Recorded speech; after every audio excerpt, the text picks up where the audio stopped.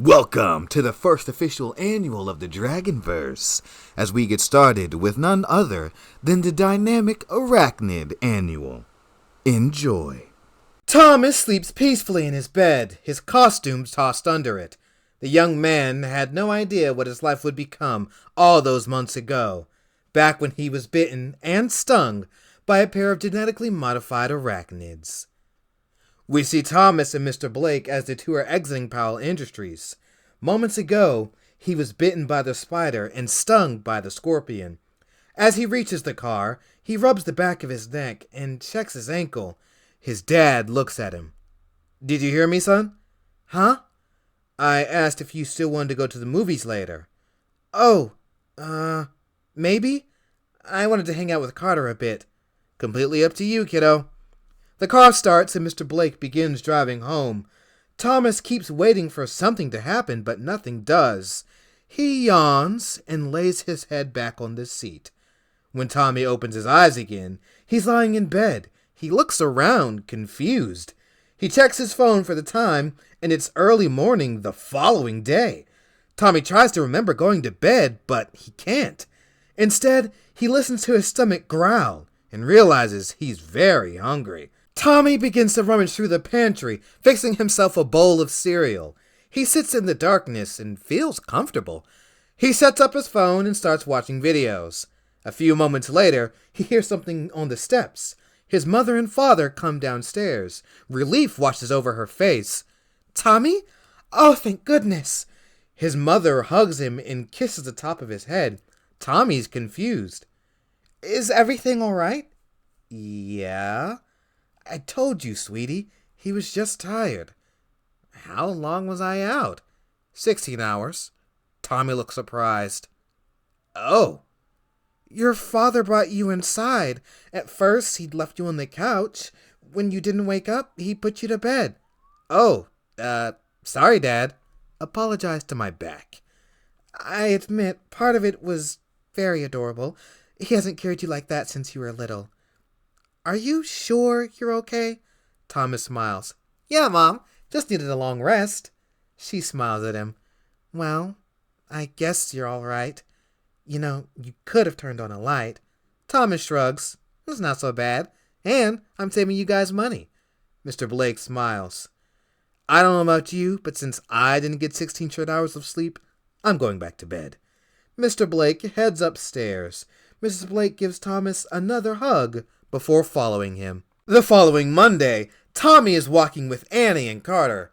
"I couldn't believe it. We were all primed for the guild event, and you slept through it." "Sorry, dude. I was tired." "Was it fun, though?" "I mean, yeah, but it would have been better with you there is all I'm saying. As always next time." "You still don't have any idea what happened? You don't just sleep that long." Thomas shrugs. "Nothing at all. Honest. I mean, we've been up late several nights in a row. Maybe my body needed a reset." Annie remains unconvinced. Thomas smiles and grabs her hand.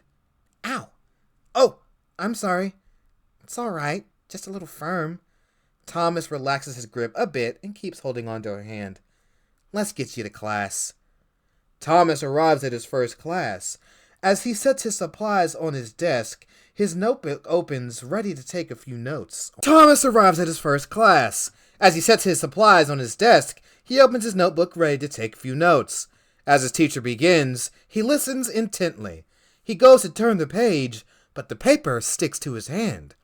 He doesn't think anything of it and tries to get the paper off his hand. Instead, he rips it out of his journal. His teacher looks at him, a little annoyed. "Mr. Blake, is everything all right?" "Yeah, sorry." The teacher resumes his lesson. Thomas moves his hand underneath his desk and continues to try and rip the paper from his hand. As he gets more aggressive, one of his classmates looks at him. She looks at him with disgust. "Ew." Thomas sees her and looks a little embarrassed. No, it's not what you think." She turns around, not bothering to listen further. Thomas goes silent. In gym class, the coach blows his whistle. "All right, you all know what day it is today. Time for some dodgeball." The class cheers. Wyatt locks eyes with Thomas and points at him. Thomas tries to hide behind one of his classmates. Line up on either side. Wyatt makes sure he and Thomas are on opposite sides of the court, and the game begins. Thomas begins to feel strange, as if he's acutely aware of the situation. Wyatt makes his first throw at Thomas, and he effortlessly dodges the ball. The game continues, and both teams begin to lose players. Wyatt leads his team in eliminations. Thomas has yet to eliminate anyone, but his team is only down by a few players. Wyatt throws another ball at Thomas, hoping to catch him unaware. However, Thomas registers the ball and ducks under it. Wyatt shows a bit of frustration. There are a few more eliminations, and Thomas is the final one left against 3. Thomas can feel his senses heighten again.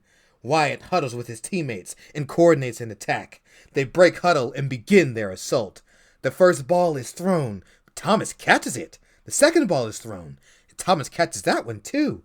Thomas tries to drop the balls, but they're stuck to his hand. Only Wyatt is left. You're done, Blake. Wyatt throws his ball. Tommy smacks it into the air. He wants to throw his balls and get Wyatt, but the balls don't release. Instead, Wyatt gets several more chances. Each one misses. Thomas relaxes, and he can finally feel his grip releasing. However, Wyatt throws one final pass. Using both balls, he catches the third one in the middle of his chest. Wyatt is stunned. Thomas's team celebrates his victory. All right, time to finish up. The class begins to head outside. Wyatt is pissed. Thomas is surprised, and Coach Anderson watches Tommy head outside. Thomas and his classmates are outside, lining up on the track. Coach Anderson blows his whistle. All right, ladies, you know the drill. Mile run. Complete it at your own pace. It's not a competition. Ready, and begin. The students begin to run. Tommy starts at a light jog. He begins to lead the pack. Wyatt sees this and gets angry. He charges after Tommy. Tommy doesn't feel tired in the slightest. Wyatt glares at him. I don't know who you think you are today, Blake, but you're going to need to relax. Thomas ignores him and keeps jogging. The two keep pace for the first 3 laps. Wyatt begins to slow down heading into the final lap, while Tommy keeps running. He finishes first. Wyatt a short while later. Coach Anderson takes another look at Tommy. One by one, the rest of the class finishes. Class is over. Head to the locker room. Blake, follow me. Sure thing, Coach. Thomas begins to follow Coach to his office. Coach Anderson sits at his desk. I won't keep you long, kid, but have you ever considered sports? Not really. Not a sports kind of guy. Don't have the build for it. Are you sure? I saw something in you today. Potential, but it's raw. Thomas laughs. I don't think one day proves anything. True, but consider what I've said. Summer workouts begin in a few weeks after school lets out. If you don't like it, you can always quit. Thomas shrugs. I'll think about it. Good to hear. Now get out of here. That evening at dinner, Thomas and his parents are eating. I honestly couldn't believe it. He was one of our top geneticists. I'm sure he'll land on his feet, but that's very sad. Miss Blake looks at her son. How was school? Fine, I guess. I had a really good day in PE. Won dodgeball and posted my best mile run ever. Nice. I actually have a question, Dad. If someone was bit by a spider, what would happen? Depends on the spider. If it's a common house spider, usually nothing. If it's something like a black widow, sometimes a trip to the ER. And a scorpion sting? Oddly specific. Those tend to be worse, but not usually life-threatening. Why do you ask? Just curious. For science. His parents look at him. Well, a simple search would have gotten you those answers. Yeah, but I wanted to talk to my super smart dad. Mr. Blake narrows his eyes. You must want something. A new expansion about to release from one of your MMOs? Thomas holds his hands up innocently. I'm innocent. Uh-huh. I've got my eye on you, spaceman. Mr. Blake points at his eyes, then to Thomas, who simply smiles at his dad. Tommy arrives for football tryouts. The boys are gathered in the weight room. The coaches stand in front of them. All right, boys, our work towards next season kicks into full gear.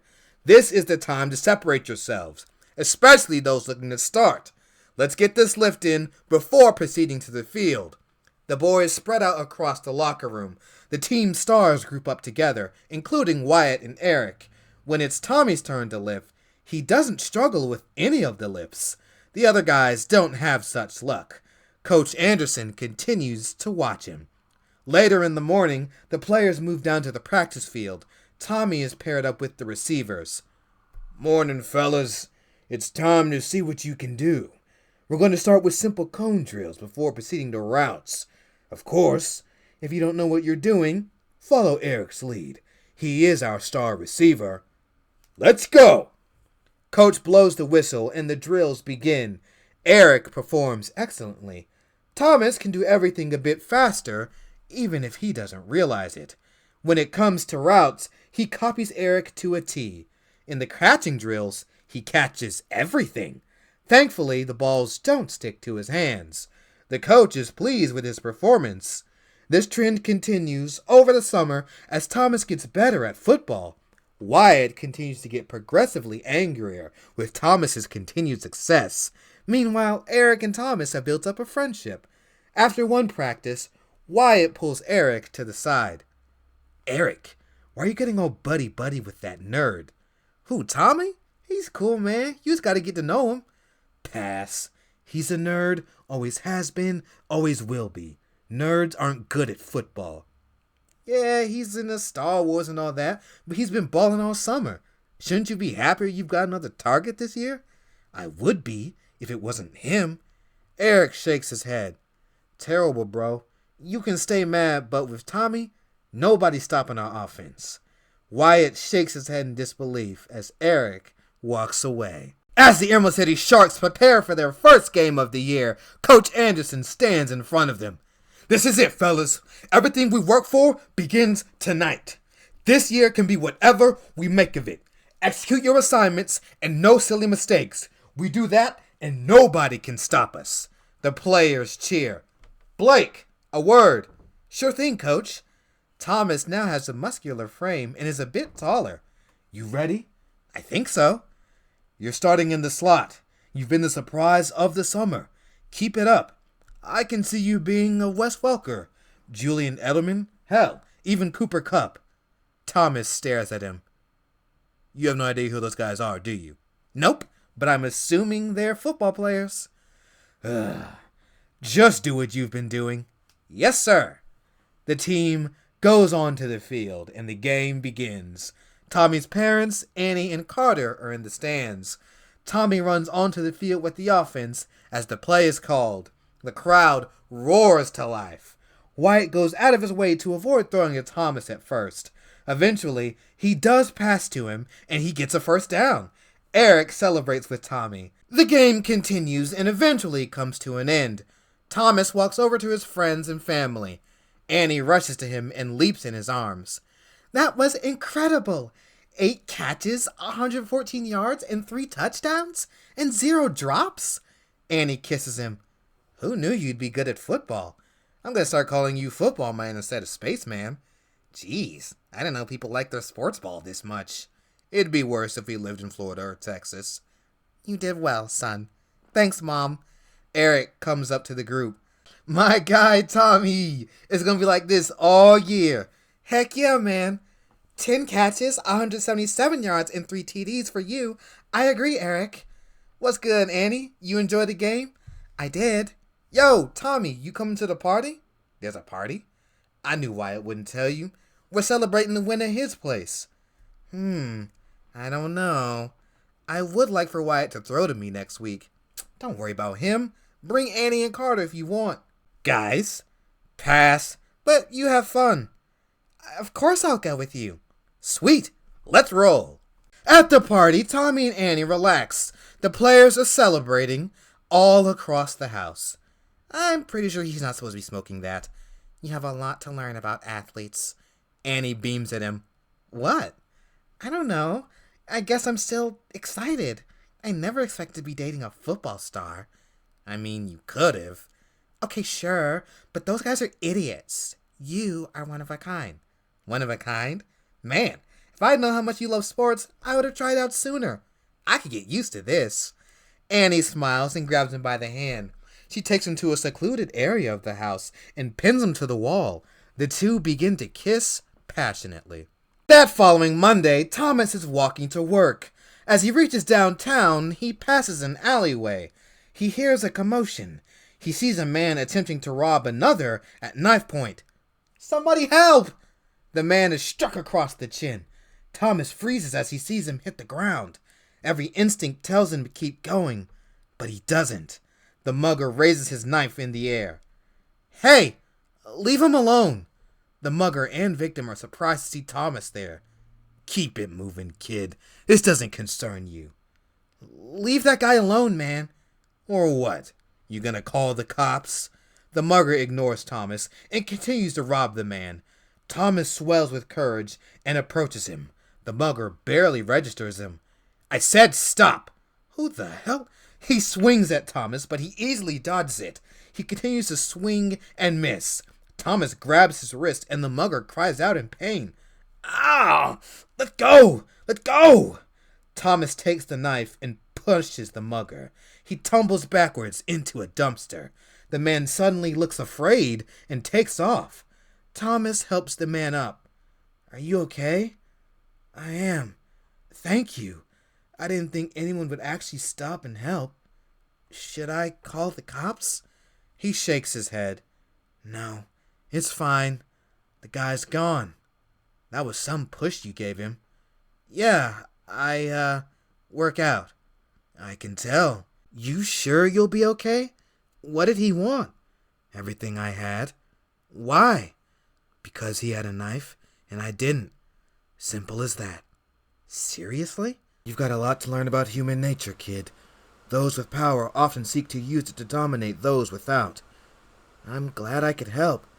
As am I. Cops can't be everywhere, you know.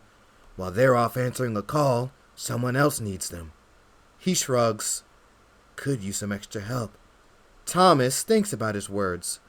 "What's your name?" "Russell." "Get home safe, Russell." "You too, kid." Russell exits the alley, and Thomas thinks about his experience. A day later, Thomas and Annie are walking the halls together, holding hands, but he seems distant. "Is everything all right?" "Oh, yeah. Hey, can I ask you something?" "Sure. Is crime bad here? A big city like this?" "Yeah. My dad and his officers do a good job, but they can only do so much. There are worse cities, but recently it's been rough." "Why do you ask?" "Just curious. What about the mayor? Is he any help?" "Depends on the day. He and my dad don't always see eye to eye." "Public officials, what can you do?" "No need to tell me." "You sure everything's okay?" "Yeah." Thomas continues to walk her to class. That afternoon, Tommy sits at his computer. He looks up crime statistics for the city. It's worse than he expected. He spends several minutes doing his research. The next day, Thomas sits around a table with another group of friends. Dice and character sheets are out. As you've all once again rescued the village, each of the villagers shake your hands. "Thank you all. No matter what anyone says, you'll be heroes to us." The elderly human man smiles at you warmly. And that's where we end things for tonight. The table groans. "Good session, Mason." "Thanks, Em. Can we go for a little bit longer tonight? We've all got tests tomorrow, and I didn't study." Sounds like a personal problem. "You're unusually quiet, Tommy." Thomas smiles. "Sorry, just thinking about stuff. Great session as always, Mason." "Thanks, dude." Tommy's friends continue to chat about the session. That night, Thomas lays in bed. He thinks about his experiences since Monday. Unable to sleep, he begins to form an idea. "What? You're quitting?" "Yeah. Sorry, coach." "This doesn't make any sense. Talk to me, Tommy. What's going on?" "I simply don't think football is for me." "Not for you? You might be the best receiver on the team." "I'm sorry, coach. My heart's not in it anymore." Coach Anderson is at a loss for words, his disappointment evident. Tommy walks out of his office. That weekend, Tommy finds himself in an abandoned construction site. He takes a deep breath. Okay, Tommy, time to see what you can do. Thomas begins to get a feel for his abilities. He starts by picking up heavy objects with ease. Then he runs around, noticing his speed and agility. Naturally, he's enjoying himself. He begins to stick to the walls and hang at different angles. He decides to leap into the air.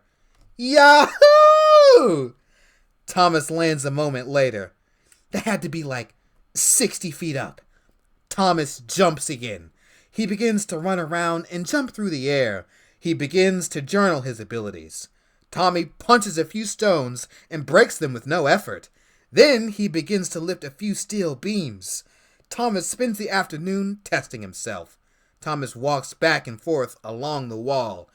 Okay, so that spider bite clearly gave me superpowers, which means that scorpion sting did the same, which also means I can't tell anyone. Right? Okay, maybe Carter. No, let's not get ahead of myself. But holy heck, I've got superpowers! Okay, now there's only one thing left to do. If I can do things that spiders can, I can make webs, right? But how? Thomas ponders his problem. He sits on the wall, then he yawns. Man, all that power testing left me drained. Let's nap and come back to the webs later. Thomas settles on the wall for a nap. When he wakes up, he finds himself wrapped in a web cocoon. Huh, how about that? He struggles against his webs. Wow, they're strong. Suddenly, Tommy gets an idea. He uses his hands like pincers and easily snaps through his webs. He drops to the ground. Okay, I think I've got this. Thomas returns to the city. He stands on the edge of a building overlooking the city. He takes several deep breaths. Here goes nothing. Either the webs will work, or my new name will be Flat Stanley. Thomas takes another deep breath before stepping off the building. As he falls closer to the ground, he fires his first web. His coordination is bad, but he fires another, then another. He begins to swing through the city. Yeah! Thomas swings until he lands on a glowing billboard. He looks at his hands and smiles. This is something else. In downtown Emerald City, a group of criminals are attempting to steal a car. Tommy lands behind them. Stop right there, criminal scum. The thugs look at each other confused. Is this for real? Maybe it's real life. Maybe it's fantasy. Either way, step away from the vehicle. The thugs are absolutely stunned. Please? Suddenly, they begin to laugh. Is it the outfit? Yeah, it's not great. Oh man, we're being trolled. Kid, this has been great, but if you don't get out of here, you're gonna regret it. Did you regret getting a large fry with your double cheeseburger? The thug stops laughing, but his friends don't. Just saying, your criminal enterprises might go better without that extra weight. Yo, he's frying you, dog. Let me guess, that's how he prefers all his meals? The thugs continue to laugh. The leader gets upset. Ha ha, very funny. I was gonna let you off, but now you've made me angry. Make your move, tough guy. The man swings his crowbar at Thomas. He simply yoinks it from him and trips him. The man hits a pole face first and goes out. The others stop laughing. What the? Get him! Thomas continues to evade their blows. He uses his agility to trip and web each and every one of them up. Guys, I'd love to stick around, but you're doing it for me. See ya. Thomas continues to swing around the city, stopping crimes. On another occasion, he swings behind a man trying to rob a young lady. Hey man, no need to get all violent. Let's just put the gun down and talk about this. Who the heck are you supposed to be? I'm... Spider... No, wait. Scorpion... Nah, not that either. I don't really know. Trick question. You're dead. Oh, now that was a good one. Thomas easily dodges the gunfire. The thug can't believe what he just witnessed. In his moment of disbelief, Thomas charges him. Out of bullets, if only he had time to reload. Thomas punches him in the chest, hard. The man flies back 10 feet and lands in the ground. Ooh, that had to hurt. Are you okay? Yeah, thank you. No problem. Get to safety. The lady flees as Tommy approaches the man. He writhes in pain. Oh no, I think I punched you a little too hard. I mean, you deserved it, but... My bad. Thomas looks at his hands. I gotta be more careful. In his room, later in the night, Thomas brainstorms several ideas. I can be... Spider Pincer. No. Scorpion Webber? Terrible. Gotta incorporate both somehow. 8 Eyes! Now that's not bad. But not quite. Oh, I've got it. Spider Scorpion. Or SS for short. Actually, that's a terrible idea. Ugh, this is harder than I thought. The days continue to go by as his terrible costume gets a little better. One such night, he's fighting a group of criminals in the street. Are you guys a boy band? Oh, I know what your band name's called. The Misfits. Mostly because you keep missing me and you're throwing fits. Thomas begins to laugh loudly. I'll show you. As Thomas continues to laugh, he's alerted to the danger, but doesn't move. Instead, he gets punched in the throat.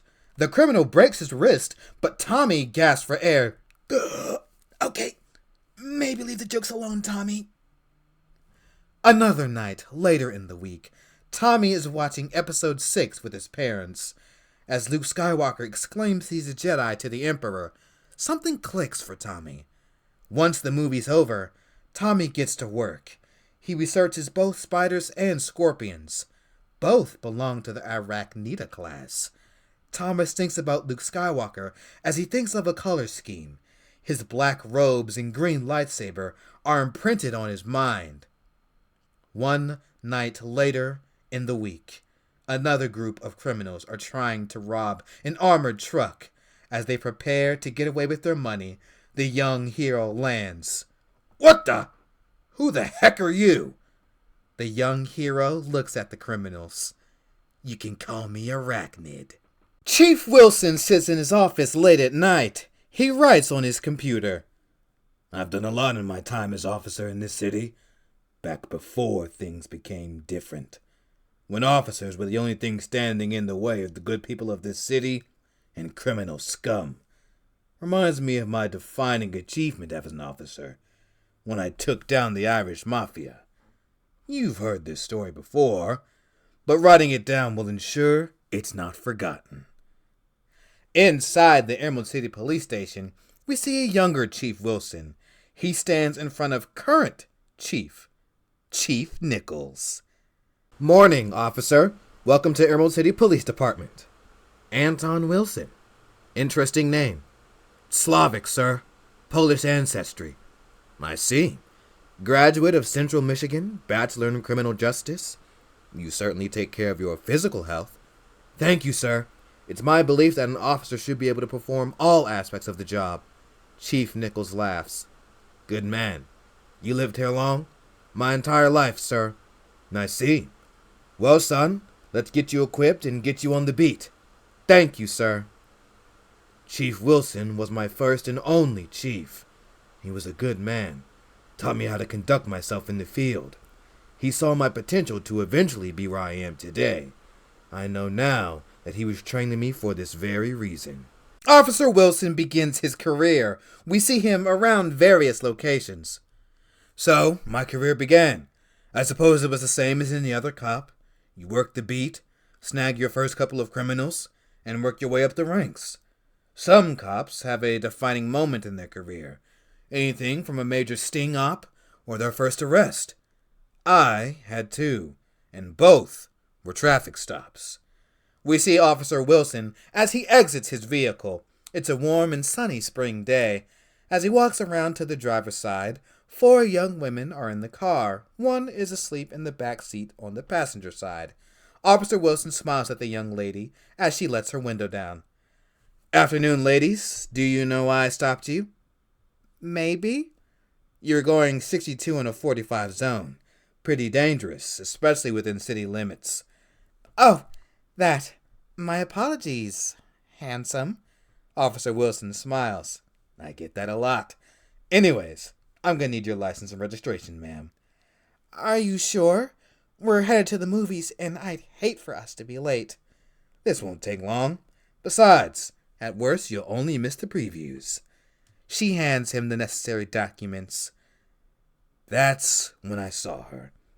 Fellas, sometimes you see a woman who takes your breath away. The kind of woman that you only see once, maybe twice in a lifetime. I'd seen plenty of beautiful women during my time on the street, but the one in the back seat was different. Some of you know what I mean. I had to have her number, so I did what I had to. As Officer Wilson's gaze remains on the mysterious sleeping woman, the driver follows his gaze. Her name's Mary. Everyone calls her Mary Elizabeth. Mary Elizabeth. She nods, and Officer Wilson thinks for a moment. Tell you what, Miss Jones, I'll make a deal with you. She looks intrigued. Very well. If your friend Mary Elizabeth gives me her number, I'll let you off with a warning. The ladies all look at each other. The one sitting next to Mary Elizabeth in the back seat carefully wakes her up. She wakes with a curious look as she stretches. Are we there yet? Not yet. I got stopped. But there's a way for us to get out of the ticket. All you have to do is one thing. Mary Elizabeth looks even more confused. The situation is explained to her. She locks eyes with Officer Wilson. She looks him over, and he gives her his best smile. A few moments later, Officer Wilson hands the lady the ticket. You ladies have a nice day now. She takes the ticket, very annoyed. Thanks, officer. She drives off. So, it didn't work.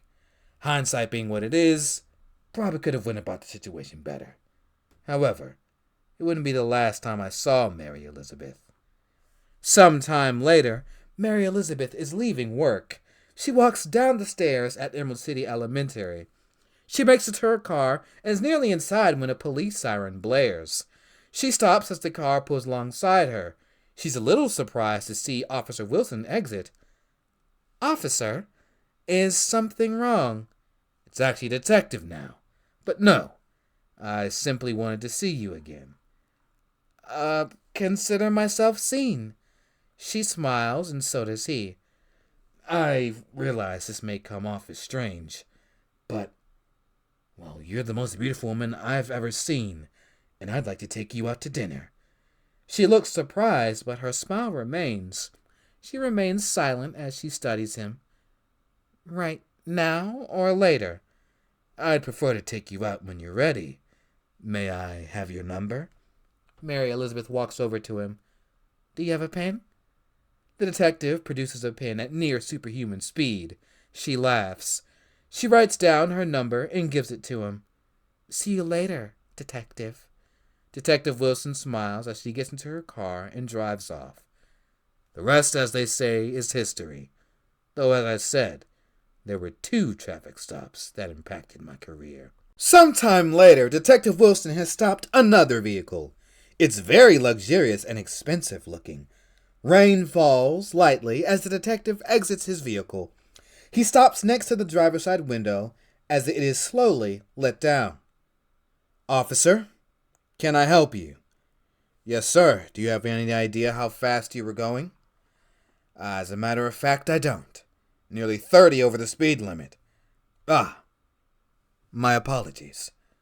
License and registration, please. The driver looks at the well-dressed man in the back seat. He nods. As the driver is handing over the paperwork, his boss begins to speak. Lovely weather, wouldn't you say, Detective Wilson? The detective looks at him. It could be better. I don't believe we've met. No, but you've heard of me. The detective eyes him suspiciously. That is correct. Excellent. Please, step inside. I'd like a word with you. I'm fine, sir. Just going to get you your ticket and send you on your way. I insist. So do I. This will be much simpler out of the rain. That's all, but suit yourself. Unless you want to be soaked. Rain is seeping through his jacket as he ponders the offer. Just a conversation? Precisely. Make it quick.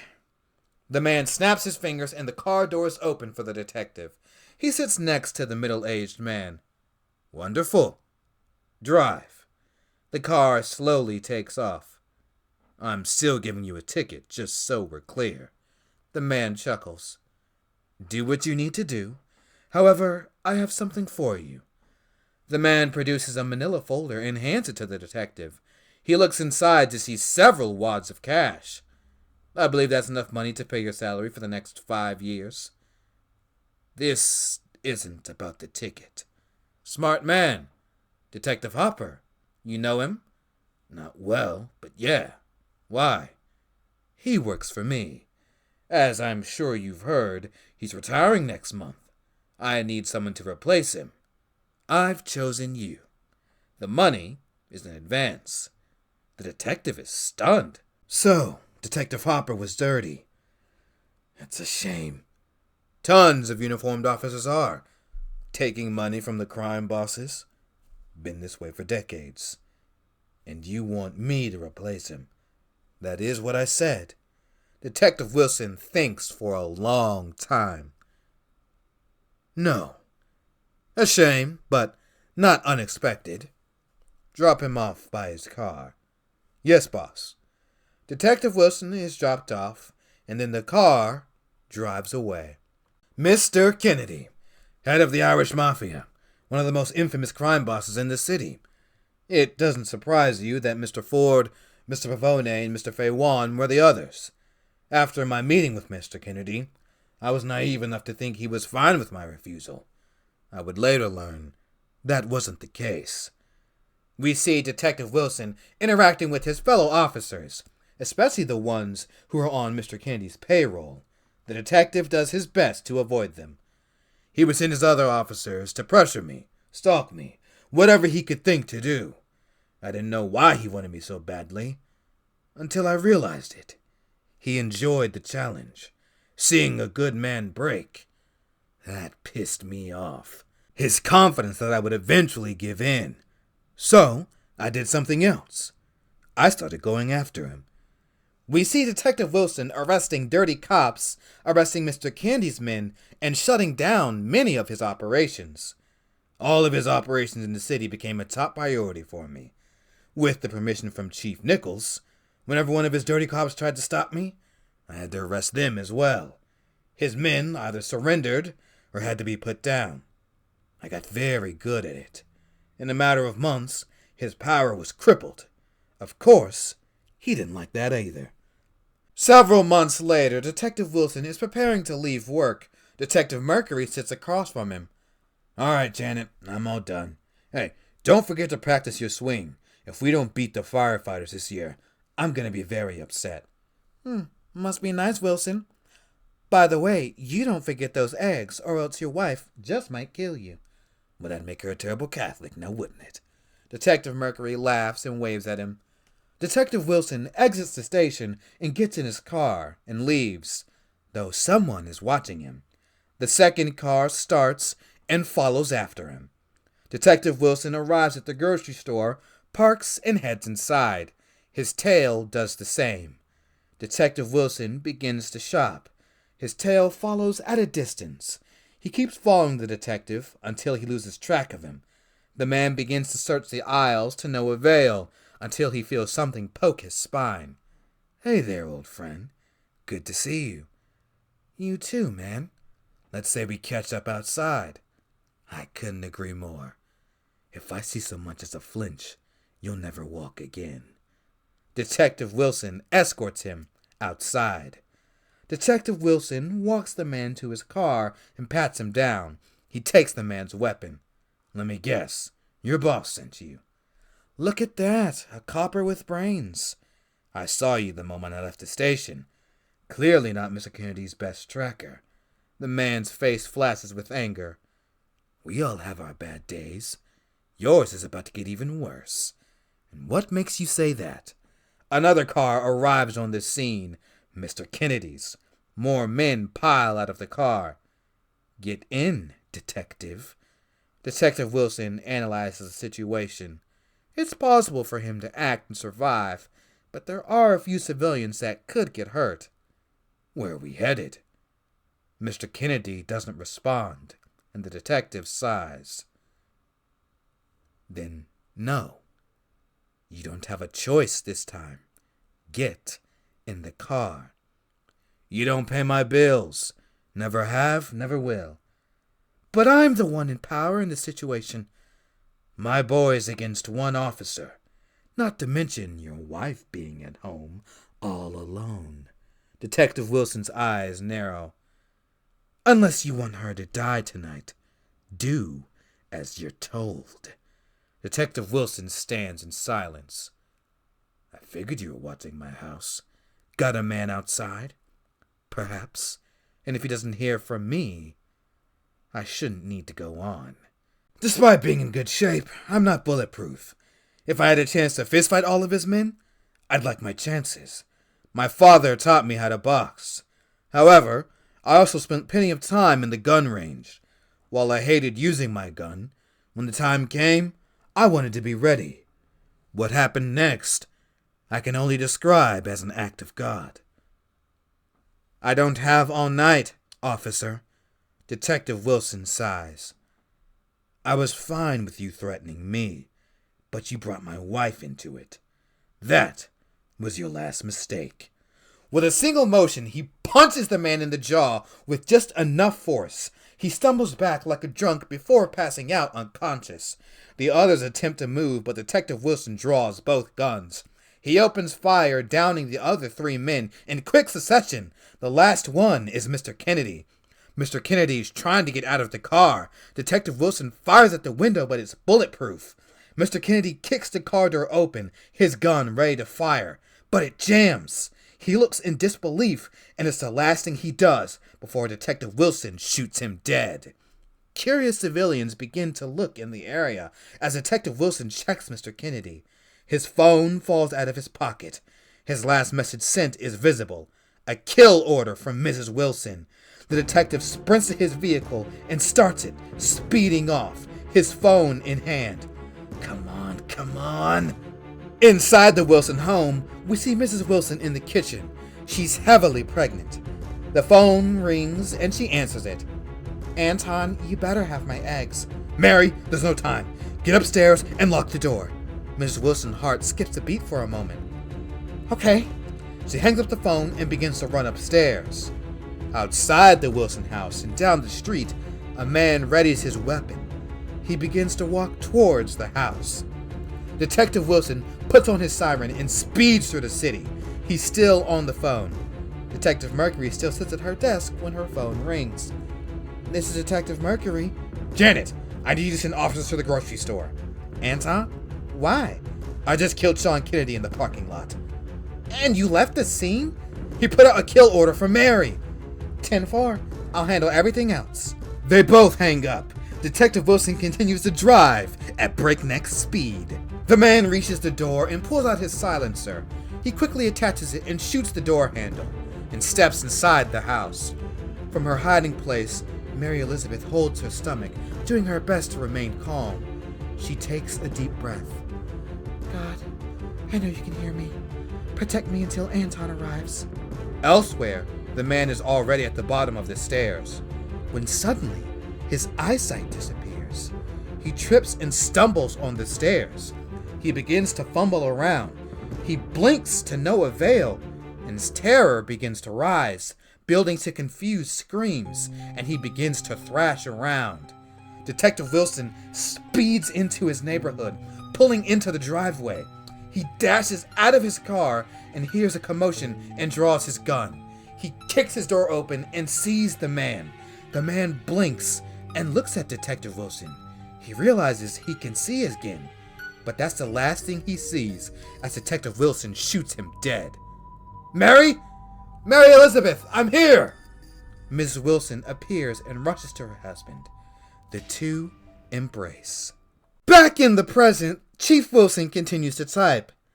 After a ton of paperwork and an extremely long night, Mr. Kennedy was dead. The Irish Mafia was effectively destroyed. There were a few stragglers, but most of them were arrested or killed in the following months. As for what happened with my wife, at first I didn't believe her account. Did I really believe that God blinded the man until I arrived? Not really. But now, do you have a better explanation? For what it's worth, Mary Elizabeth would have shot him herself if he actually managed to find her. But it's all moot. I write all this so that you know what you're getting yourself into, my little Anastasia. This line of work isn't for the faint of heart. I know you know that, but I figured these memoirs will help you on your rough days. Although you'll be policing a different kind of criminal. Sometime not too long ago, Chief Wilson is sitting in his office. Detective Mercury enters with an officer who looks nervous. Greetings, son. Detective. Afternoon, Chief. The officer here has an interesting report for you. Chief Wilson raises an eyebrow. My favorite kind. Let's hear it. Okay. I was responding to a call. Armed robbery. My first. And so I get there, right? And, well, the perp's been stopped. Stopped? By an undercover uni? Citizen's arrest? No, sir. The guy was hanging from the light pole by a web. Chief Wilson stares at the officer. He looks at his badge. Officer Huntley, is it? Yes, sir. I do have a good sense of humor. However, I'm also good at knowing when I'm being lied to. It's no lie, sir. Chief Wilson looks at Detective Mercury. I wish I could say he was, but I've seen the photos. It's real. Show me. Detective Mercury begins to show him photos of a terrified criminal hanging from a light pole by a web. Chief Wilson looks at them both. What the hell am I looking at? Who did this? That's the thing, sir. We don't know. Dragonverse fans, there it is. The first official annual for the Dragonverse. Of course, we had to do it with our boy, Arachnid. I hope you guys enjoyed it. Hearing about his origins, hearing about the Chief's origins as well. And we have Myth Girls Annual coming up shortly. I hope you guys are looking forward to it. And until then, take care. Dragon out.